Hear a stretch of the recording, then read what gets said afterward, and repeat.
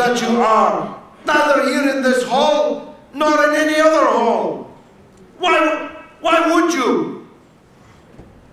Canada's interests are not being served by this kind of monomaniacal approach to this historic and ancient, deep, profound conflict in the Middle East. In fact, Canada's interests are being damaged, its people imperiled, its interests at risk. And you don't have to take my word for that.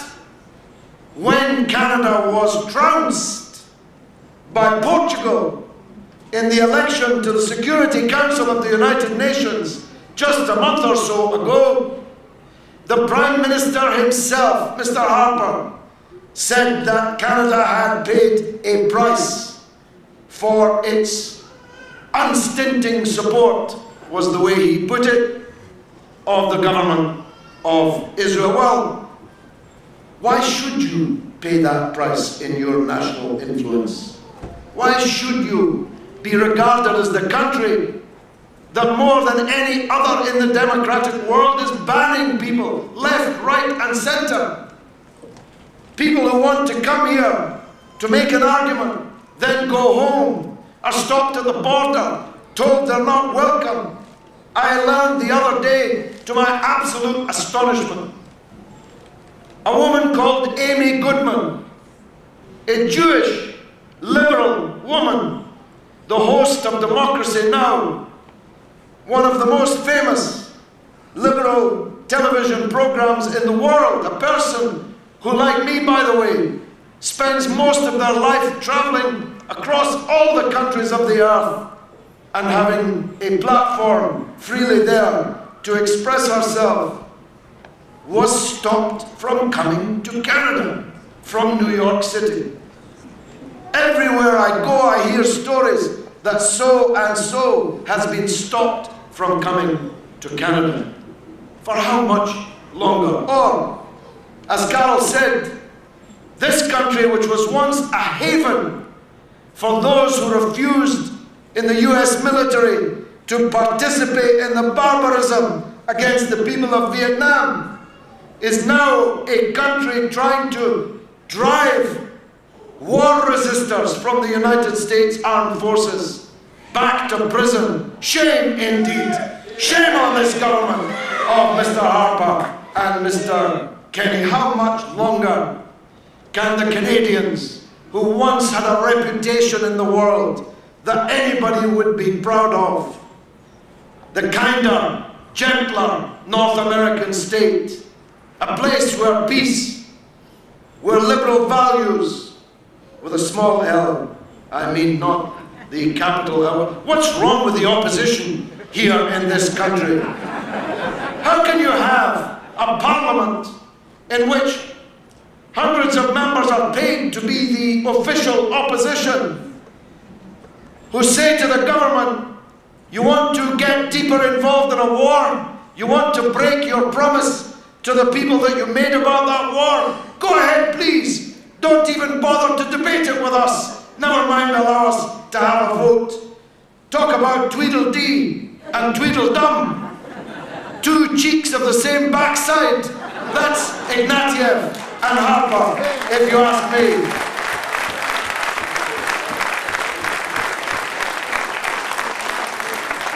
What's wrong with the Canadian media? In their reporting of this tour, I tell you there's not 20 demonstrators outside, not 20.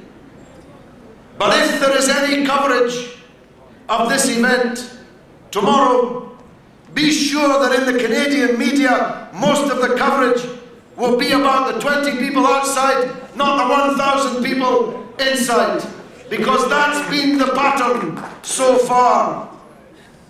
You know, the only newspaper that I have read covering this tour who properly identified the role of the Jewish Defense League and described it as a right-wing Jewish organization was the Israeli newspaper Haaretz.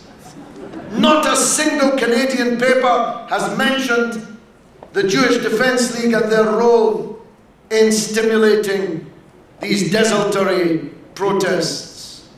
Every time I do a television interview, I spend 75% of it defending myself against the charges made by Kenny, which the judge has already dismissed. And no matter how many times I say, well, the judge has already dealt with this, why don't you read his 60-page report? They either haven't read it, don't accept it, or in any case are determined to continue to press the point. What's wrong with this country that it should be giving these rights of veto over a people, a group of people that don't even represent the people in whose name they say they are acting? The vast majority of Jews have nothing to do with the Jewish Defence League.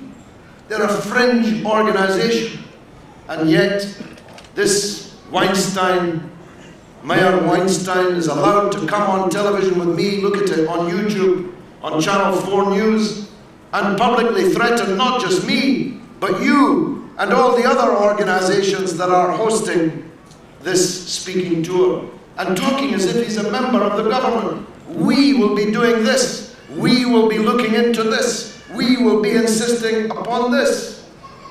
I tell you what, it's time for the decent majority of Canadians to stand up and say, up with this, we will not put this far, no further, enough is enough. We demand free speech in our country.